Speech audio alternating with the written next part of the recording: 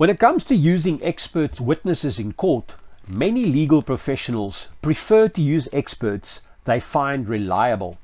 They tend to prefer experts who have helped them win cases in the past. While it is true that expert witnesses can make or break a case, it can be dangerous to see your expert as a tool, kind of like an ace in the hole used to help you win cases. I'm Stan Besaidnert, and over the last 20 years, I've testified as an expert witness in courts at all levels in South Africa and into the rest of Africa. As a former specialist police reservist and a current forensic specialist, I've been called upon to assist both plaintiffs and defendants and suspects and prosecutors, or DAs, with the interpretation of physical evidence in crash cases. Legal professionals and even magistrates and judges are prone to the same human conditions as anyone else, and implicit bias can affect their ability to properly receive expert evidence as well. Sometimes the notoriety of an expert witness can create the impression that they speak with authority because they are well known or more established, but they too can make terrible mistakes.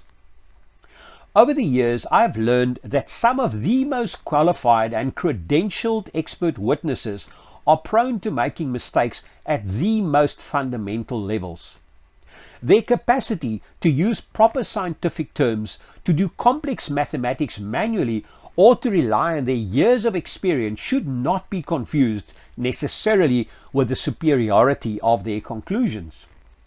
A good example exists where a new entry into the field of expert testimony has to face off against a well-respected expert with many more years of experience.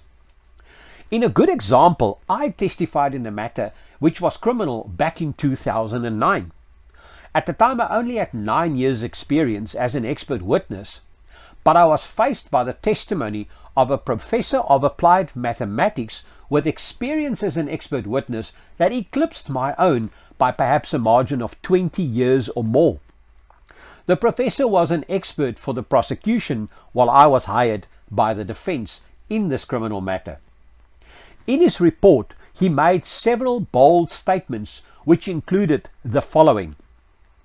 He said the vehicle involved was a Volkswagen Golf GTI. He also said he examined the vehicle and the photographs taken by police investigators. He said that by using a measuring wheel, he was able to produce a scale scene drawing. He also said he had taken measurements of the scene and that he estimated the turning radius of the road to be about 290 meters or 950 feet. From this estimate, he was able to calculate that the maximum safe speed at which the involved vehicle could negotiate that bend was 136 kilometers per hour, or perhaps 85 miles per hour. He then testified that he had taken his own vehicle, a Volkswagen Polo, and that he drove along the road at up to 70 kilometers per hour, or perhaps 44 miles per hour. In conclusion, he stated that the driver of the involved vehicle must have exceeded this speed and was therefore responsible for the collision. When it was time for cross-examination, the professor was presented with several questions under my guidance and had to make the following concessions.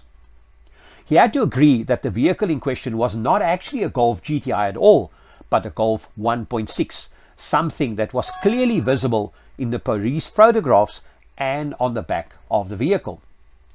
The radius of the road as measured by me using a laser totus station, he had to admit was 90 meters or 250 feet, nowhere near the values he estimated. His scale drawing, he had to admit also, was completely incompatible with the actual road design and layout and included an estimated radius rather than the actual radius as he allegedly measured. Based on this model, the speed at which the vehicle could safely negotiate the bend was nearly precisely the speed at which he himself was willing to do a test run, although he was unable to detect danger even at that speed during his test. If he reconsiders his speed calculation, he admitted that the driver would be faced with a sudden emergency on account of the design of the road, a sudden downhill and very poor lighting, along with no warning signage. In this matter, the defense prevailed, and the magistrate included the following reference in her judgment. On the other side, she said, we have the defense witness, Mr. Bezuidenhout, who obviously is an absolute expert in his field, who gave us an explanation about foreign concepts, I would say, but ultimately as a witness, his evidence stood.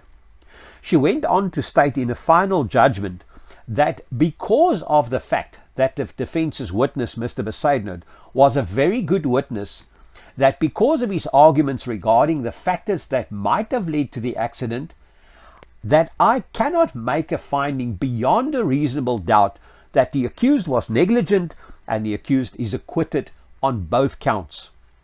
While this is only one example, and an extreme one at that, I also made mistakes in the past myself. You are well served to keep in mind that your expert might be well known or even well liked, respected even, but that a fresh set of eyes, a new perspective, or a novel approach could reveal weaknesses in your trial strategy. For this reason, I offer not only direct investigation and reconstruction services, but also expert report review services. Through a review of your existing experts' reports, I might be able to offer constructive criticism that will embolden your expert's performance in court, while I can obviously also review the reports of opposing experts and make suggestions towards effective cross-examination. To reach out, please visit www.ibfusa.info or look me up on LinkedIn under my full name, Stanley Bezuidenhout. Thank you.